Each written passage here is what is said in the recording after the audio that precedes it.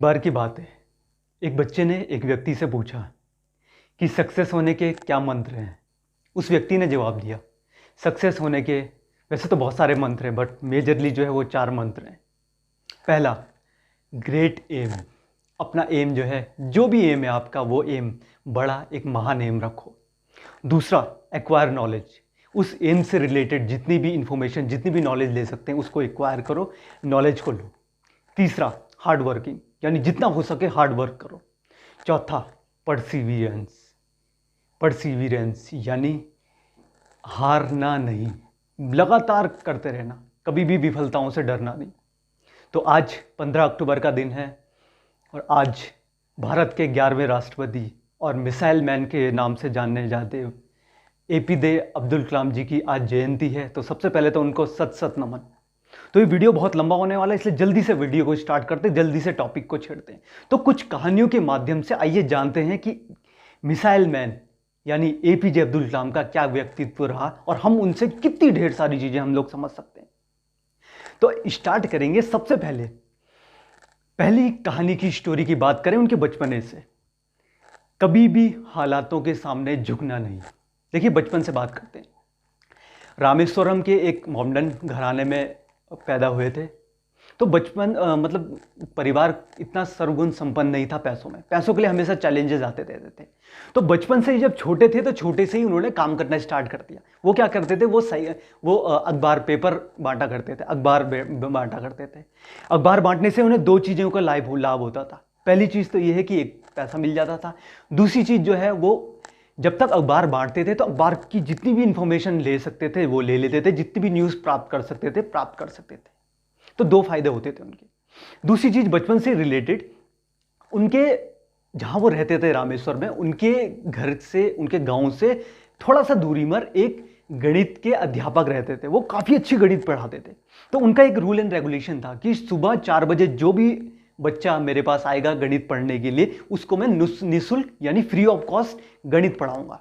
तो उनकी ये कंडीशन थी, क्योंकि पंडित घराने से थे वो अध्यापक। उनकी कंडीशन थी कि जो भी बच्चा आएगा वो नहा धो के आए, उसके बाद ही मैं उनको, और 4 बजे से पहले आए, 4 बजे तक पहुंच जाए। तो चाहे किसी भी विकराल परिस्थिति में, कैसा भी इन्वायरमेंट हो, कैसा भी मौसम हो, 3 बजे अपने घर में, क्योंकि घर से काफ़ी ज़्यादा डिस्टेंस में था वो दूरी, तो नहा धो के हमेशा पहुंच जाया करते थे गणित पढ़ने के लिए। इन्हीं के बचपन से एक चीज हम और सीखेंगे। जब बचपन में विद्यालय में थे तो एक बार ऐसी क्या हुआ कि अपनी क्लास से भटकते हुए एक दूसरी कक्षा में पहुंच गए। दूसरी कक्षा में गणित विषय में कोई टीचर थे, वो पढ़ा रहे थे, गणित विषय को पढ़ा रहे थे। तो गलती से दूसरी कक्षा में पहुंच गए। जब दूसरी कक्षा में पहुंचे तो वहाँ के जो मास्टर थे, जो अध्यापक थे, उन्होंने बड़ा खड़ी खोटी सुनाई उनको कि आप कहाँ पहुंच गए हैं, आपकी क्लास दूसरी थी, आप किस क्लास में आ गए हो। यानी उन्हें मारा भी, उन्हें बोला कि जब तुम्हें यही नहीं पता चल पा रहा है कि तुम्हारी क्लास कौन सी है तो तुम क्या गणित पढ़ोगे। तो उन्हें बहुत बेइज्जती लगी उस दिन। बेइज्जती लगी तो उन्होंने उसको अपने एंगर को परिवर्तन किया रेवोल्यूशन में, एंगर इनटू रेवोल्यूशन। तो उन्होंने क्या करा, बहुत पढ़ाई करी और गणित में 100 में से 100 मार्क्स लेके आए। वो जो अध्यापक, जो वो टीचर थे जिन्होंने उन्हें डांटा फटकारा था या मारा था, उन्होंने, वो भी बिल्कुल स्तंभ रह गए, बोल रहे 100 में से 100 मार्क्स लेके आ गए। छोटे बचपने से ही एक जुड़ी हुई एक और कहानी बताता हूं आपको। जब आगे उनका एक बहुत अच्छा दोस्त हुआ करता था, बट वो वहां के जो पुरोहित था उनका लड़का था। तो जब एक बार विद्यालय में आमने सामने स्टार्टिंग की बेंच पे, शुरू की बेंच में बैठे थे, तो एक जो उनके अध्यापक थे उन्होंने उनको बोला कि कहाँ तुम यहाँ बैठे हो, मतलब माइनॉरिटी इस तरीके का रहा कि पंडित के साथ कहाँ बैठे हो, जाके पीछे बैठो। तो जब इस बेइज्जती का, मतलब बचपन से ही उनके दिमाग में ये चीज़ें आ गई थी, उन्होंने क्या करा, पीछे बैक बेंचर में चले गए। पीछे हमेशा सोचते रहे कि मैं पीछे बैठकर एक दिन अपने आप को इतना सफल बना दूंगा कि हमेशा आगे वालों से भी सफल। तो ये एक उनकी एक बहुत बड़ी, एक जो हम लोग सीख ले सकते हैं उनसे, ये भी बहुत बड़ी है कि वो हमेशा कहते थे, क्लास में जो बैक बेंचर है ना, जो सबसे पीछे वाली क्लास में भी, वो भी इतना बड़ा दिमाग में हो सकता है। हम लोग हमेशा सोचते नहीं है कि जो बच्चे आगे पढ़ते हैं इसका मतलब वही इंटेलिजेंट है, जो पीछे हैं वो बेकार बच्चे हैं। तो नहीं, ऐसा नहीं है। उन्होंने ये, उनका कहना भी है कि क्लास का सबसे पीछे बैठा वाला बच्चा भी दिमाग में सबसे ज्यादा तेज हो सकता है। तो ये आई बात बचपने की। अब थोड़ा और आगे चलते हैं। अब आते हैं जब कॉलेज में थे मद्रास MIT से उन्होंने जो है इंजीनियरिंग करी थी। उसके बाद अभी आई जॉब की बारी। जब कॉलेज खत्म किया तो उन पे दो ऑप्शंस थे, दो अपॉर्चुनिटी आई उन पे। पहली थी एयरफोर्स। देखिए पहले से ही बचपन से ही एयरफोर्स में जाना या पायलट में जाना उनका एक सपना था। तो दो जब कॉलें आई, एक आई एयरफोर्स से, उनको इंटरव्यू के लिए कॉल आया, और एक DRDO से आया। उसी टाइम DRDO का भी था और एयरफोर्स का भी था। एयरफोर्स का इंटरव्यू देने के लिए यहाँ देहरादून में आए। बड़ा अच्छा लगता है देहरादून का नाम सुन के, क्योंकि मैं भी देहरादून से ही हूँ। हाँ, तो टॉपिक पे आते हैं। तो देहरादून आए इंटरव्यू के लिए एयरफोर्स का। तो आप लोगों ने बहुत बार सुनी होगी ये कहानी। 20 बंदे वहां पर, 20 मेंबर आए थे वहां इंटरव्यू देने के लिए। उसमें से 8 लोगों का सिलेक्शन हुआ। 9वां स्थान APJ अब्दुल कलाम जी का था। तो बड़े निराश हो गए थे, बचपन का सपना टूट गया था एयरफोर्स में जाने का या पायलट बनने का। तो बिल्कुल जब परेशान हो गए, तो परेशान होते होते देहरादून के निकट ऋषिकेश में एक आश्रम में चले गए। तो ऋषिकेश में जब आश्रम में गए तो वहाँ पर स्वामी शिवानंद जी थे। तो उन्होंने उन्हें समझाया, उनको प्रेरणा दी, उनको मतलब काफ़ी अच्छी अच्छी नॉलेजें दी, उनको भगवत गीता पढ़ने के लिए कहा। और उसके बाद वो चले गए DRDO का, जो उनको DRDO का भी वो आया था, जो मतलब इंटरव्यू देना था उन्होंने। तो DRDO में चले गए, DRDO में सिलेक्शन हो गया। यहाँ से एक बहुत बड़ी चीज, पेट्रियोटिक थे। पेट्रियोटिक मीन्स राष्ट्रभक्ति। राष्ट्रभक्ति कूट कूट के भरी हुई थी। राष्ट्रभक्ति कैसे? जब DRDO में सिलेक्शन हुआ तो DRDO में बहुत तेज थे, दिमाग के बहुत तेज थे। तो DRDO ने उनको एज अ ट्रेनिंग के पर्पज से नासा भेज दिया। नासा, सोचिए नासा, यानी इस इंस्टीट्यूशन में, मतलब वर्ल्ड की सबसे बड़ी जो ऑर्गेनाइजेशन है, नासा में भेज दिया प्रैक्टिस करने के लिए और ट्रेनिंग लेने के लिए। जब ये नासा गए तो नासा में इनका दिमाग और इनका जो जोश देख के ना वहाँ के साइंटिस्ट भी बिल्कुल हिल गए थे।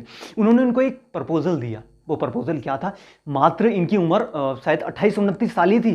28-29 साल में प्रपोजल दिया, तुम बहुत अच्छा कर सकते हो, तुम तो कहाँ हुआ इंडिया में हो, तुम अमेरिका में आ जाइए। अमेरिका की सिविल आपको वो दे देते हैं, अमेरिका की जो मान्यता होती है वो दे देते हैं आपको।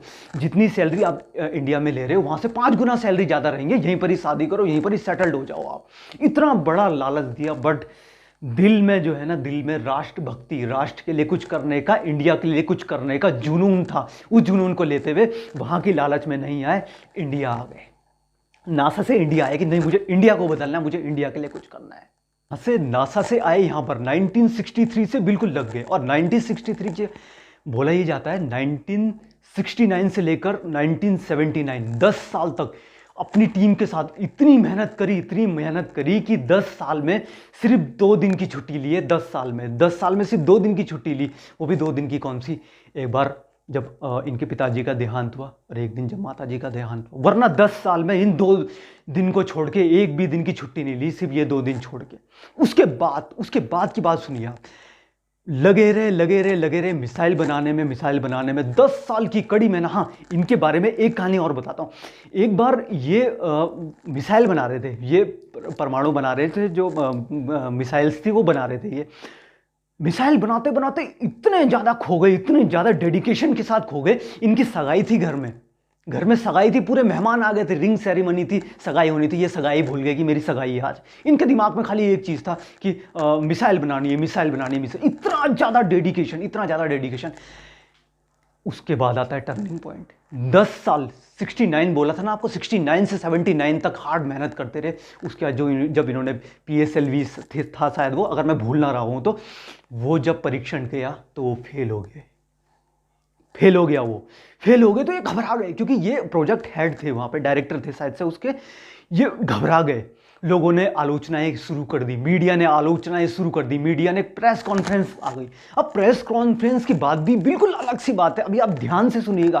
प्रेस कॉन्फ्रेंस आ गई, ये घबरा गए कि अब मीडिया मेरे से पूछेगी सवाल। मीडिया ऑलरेडी आलोचना कर रही थी कि आपको क्या हक बनता है, आपने क्यों इतना सारा पैसा, हमारे देश का पैसा इस चीज में डाल दिया, और वो भी बिल्कुल विफल हो गया। तब मिस्टर सतीश धवन, जो मतलब डायरेक्टर से, मतलब प्रोफेसर मिस्टर सतीश धवन जी, उन्होंने फेस किया, उन्होंने स्वीकार किया। उन्होंने क्या स्वीकार किया? जब प्रेस कॉन्फ्रेंस हो रही थी, जब APJ अब्दुल कलाम जी से सवालों पे सवाल पूछ रहे थे, उन्होंने माइक अपनी तरफ कर दिया। प्रोफेसर धवन ने ये बोला कि जितना भी इन्होंने, बहुत अच्छी टीम है, नई टीम थी, नया प्रयास था, विफल हो गया, कोई दिक्कत नहीं है, इसका जितना भी ये फेलियर है, फेलियर का वो मैं हूं, यानी मेरे कारण हुआ है ये। एपीजे अब्दुल कलाम बिल्कुल सन्न हो गए कि गलती तो मेरी है, इन्होंने सारा सारा मेरी गलती का फेलियर अपने ऊपर ले लिया। सतीश धवन, देखिए ये बहुत बड़ी बात है सतीश धवन जी की। मैं इनके ऊपर भी वीडियो बनाऊंगा, इनके ऊपर भी नेक्स्ट वीडियो इन्हीं के ऊपर होगी, क्योंकि लीडर है, ये ऐसे लीडर हैं। और इसके बाद बताता हूँ कहानी। जब 1 साल कड़ी मेहनत करी, उसके बाद वो जो लॉन्च, जिस प्रोजेक्ट पे काम कर रहे थे, वो प्रोजेक्ट सफल हो गया। जब सफल हुआ, फिर से प्रेस कॉन्फ्रेंस हुई।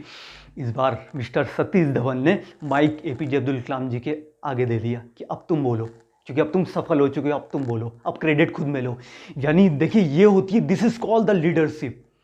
हाउ टू हैंडल सक्सेस, ये तो हर किसी को आता है, पर हाउ टू हैंडल फेलियर, ये मिस्टर सतीश धवन जी से हम भी सीख सकते हैं। और एपीजे अब्दुल कलाम जी ने भी सीखा कि क्या आदमी थे। जब फेलियर हुए तो सारा चीजें अपने पे ले ली कि मेरे कारण ये फेल हुआ है। जब पास हुए, जब सक्सेस हुए, तो क्रेडिट दूसरे को दे दिया, क्रेडिट अपनी टीम को दे दिया। तो इस तरीके से अगर आगे की कहानी की मैं बात करूं, आगे की कहानी इमेजिनेटिव पर्सनैलिटी थे, यानी इमेजिन करते थे। अभी क्या था, इन्होंने काफ़ी सारी मिसाइल्स बना दी थी। और 1985 में त्रिशूल, 88 में पृथ्वी, अग्नि, ये मैं भूल रहा हूँ वैसे, 1985 से लेकर 1988 तक 3 मिसाइल बना दी। उसके बाद इन्हें काफ़ी सारे पुरस्कार मिले, जो पुरस्कार होते हैं काफ़ी सारे मिले। बट फिर भी कहीं ना कहीं मेंटेलिटी ये थी कि लोग तो परमाणु बम बना रहे हैं, बड़ी बड़ी वो बना रहे हैं, मतलब और जो कंट्रीज हैं इस तरीके के बना रही है, इंडिया आगे कैसे बढ़ेगा, इंडिया आगे कैसे बढ़ेगा। तो सोचने लग गई कि मैं और क्या कर सकता हूं, अपने पिटारे से और क्या निकाल। ये महाभारत पढ़ने लग गए। देखिए ये हमारे जो पुराण है ना, मैं किसी दूसरे धर्म की कभी आलोचना नहीं करूंगा, बट हमारे जो पुराण है ना, रामायण महाभारत, इससे हमें बहुत कुछ सीखने को मिल सकता है। और दुनिया में हर किसी ने बहुत कुछ सीखा। इन्होंने महाभारत से क्या सीखा, महाभारत में एक पात्र है बर्बरीक, भगवान बर्बरीक, आपने भी सुना होगा बर्बरीक, शायद महाभारत में सबसे शक्तिशाली। अगर मैं कृष्ण जी से तुलना तो नहीं करूंगा, वो तो भगवान थे, पर कृष्ण जी भी जिनसे एक बार के लिए भयभीत होते थे, वो थे बर्बरीक। बर्बरीक से इन्होंने सीखा कि बर्बरीक पे क्या जादुई 3 बाण थे उन पे, बर्बरीक पे। एक बाण में क्या करते, वो एक बाण में प्रोटेक्ट कर लेते जिन जिन को बचाना है, दूसरे बाण में आइडेंटिफाई कर देते मुझे इस को मारना है, तीसरे में कहानी खत्म। यानी महाभारत के सबसे बलवीर जो थे, सबसे ज्यादा योद्धा थे, वो बर्बरीक। उन्होंने सोचा कि ये क्या है, ये 3 तीरों से कितना बढ़िया, क्या हम लोग इस तरीके का कुछ मिसाइल बना सकते हैं जो। तो इन्होंने बना दिया, एक मिसाइल बनाई, नाम मैं भूल रहा हूं उसका, आइडेंटिफाई कर दी थी वो। तो आइडेंटिफाई यानी अगर किसी टारगेट में मिसाइल छोड़ दी, अगर टारगेट मूवमेंट करता है, तो ये बैलिस्टिक मिसाइल, मैं नाम भूल रहा हूं उसका, तो वो उसको मार देती थी मिसाइल। अगर मिसाइल छोड़िए, टारगेट हल्का सा मूवमेंट हुआ तो वहां जाके मार देती। ये सारी जो देन है, ये एपीजे अब्दुल कलाम जी की ही है। तो सोचिए कहाँ महाभारत, हमारे जो पुराण है, वहां से उठा के बर्बरीक जी की कहानी उठा के अपने ये सारी चीजें बना दी। तो इमेजिनेटिव पर्सन थे, यानी सोचते थे कि मैं और क्या कर सकता हूं। सबसे लास्ट की मैं बात करूंगा, काइंड हार्टेड, बहुत काइंड हार्टेड भी थे। किस तरीके से मैं आपको बताऊं। अब बात आती है राष्ट्रपति। जब राष्ट्रपति बन चुके थे, प्रेसिडेंट बन चुके थे, तो इनका राज्य अभिषेक हुआ। तो राज्य अभिषेक में काफी सारे मेहमान आने थे, जो प्रोग्राम होते हैं, सेरेमनी होती है। तो इनसे पूछा गया कि आप किसको बुलाना चाहते हो। तो वैसे तो इनके कोई दोस्त थे नहीं, क्योंकि बहुत ज़्यादा काम में डेडिकेशन रहते थे, तो बाहर की इन्वायरमेंट पूरे अलग थी, बाहर से कोई इतना ज़्यादा मतलब नहीं रखते थे। तब इन्होंने बोला, वैसे तो जितने मेरे दोस्त हैं या जिनसे मैं मतलब जिनसे मेरे कांटेक्ट हैं, उनको आपने बुला लिया होगा, बस 2 लोग। जब मैं वहाँ रामेश्वर में था ना, तो एक तो एक मोची रहता था वहाँ पर। वो मोची ने मेरी बहुत हेल्प करी। जब मेरे पे फटे हुए जूते हुआ करते थे, वो सीलता था मेरे जूते, बहुत बार पैसों में भी मेरी मदद करी।